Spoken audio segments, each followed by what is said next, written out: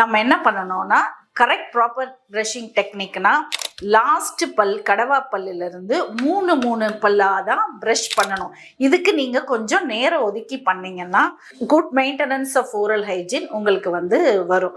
எப்படின்னு நான் சொல்கிறேன். இப்போ பாருங்கள், இந்த டூத் ப்ரஷ்ஷை எடுத்துட்டு பேஸ்ட்டு என்ன பண்ணணும்னா பீனட் சைஸ் ஷேப்பு தான் எடுக்கணும். நிறைய பேர் என்ன பண்ணுறாங்க, இந்த ஃபுல் பிரிசில்ஸ் கவர் பண்ணுற மாதிரி வச்சுருவாங்க. அது ஆக்சுவலாக ராங் டெக்னிக்.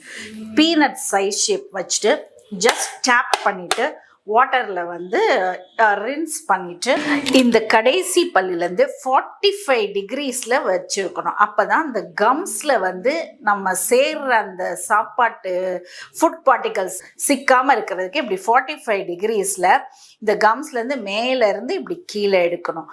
மேலேருந்து கீழே இதான் மூணு பல்லாக இப்படி ஃப்ரண்ட்டில் இப்படி பண்ணணும்.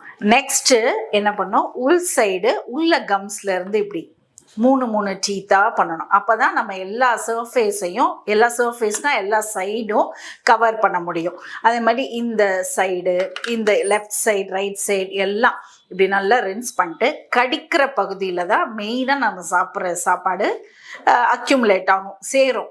அப்போ அந்த இடத்துல இப்படி என்ன பண்ணணும்னா ரொட்டேட்ரி மோஷன் இப்படி பண்ணாதான் அந்த பிரிசில்ஸ் வழியாக அந்த ஃபுட் பார்ட்டிகல்ஸ்லாம் போயிடும். தென் நெக்ஸ்ட் கீழே அதே மாதிரி தான் இந்த கம்ஸ்லேருந்து 90 டிகிரி ஆங்கிளில் இப்படி ஃபுல்லாக 3 டீத்தாக கவர் பண்ணிட்டு அது லாஸ்ட் என்ன பண்ணணும், ரின்ஸ் பண்ணிவிட்டு டங்கை நிறையா பேர் க்ளீன் பண்ண மாட்டேங்கிறாங்க. ஆக்சுவலாக டங்கில் இருக்க பாக்டீரியாஸால தான் மெயினாக நிறைய டிசீசஸ் வரும். To avoid that after cleaning all the teeth you have to clean the tongue. ஓகேவா? இதே மாதிரி 6 months ஒன்ஸ் டென்டிஸ்ட் கிட்ட போயிருங்க. நீங்களும் ப்ராப்பராக ப்ரஷிங் டெக்னிக் இதை யூஸ் பண்ணால் நல்லதாக மெயின்டைன் ஆகும்.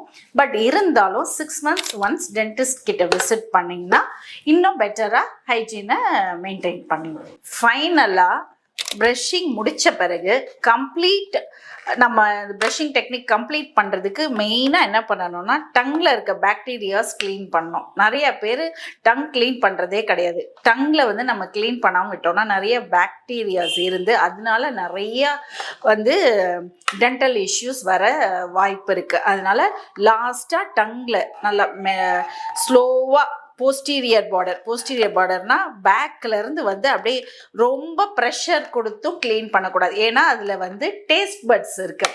நம்ம சாப்பிட்ற ஃபுட்டுக்கு உண்டான டேஸ்ட் அதில் தான் நம்மளுக்கு உருவாகும். டங்கை க்ளீன் பண்ணிட்டு டங் க்ளீனரும் வச்சுக்கணும். அதுக்கப்புறம் ப்ரஷ்ஷு 3 months ஒன்ஸ் முடிஞ்ச அளவுக்கு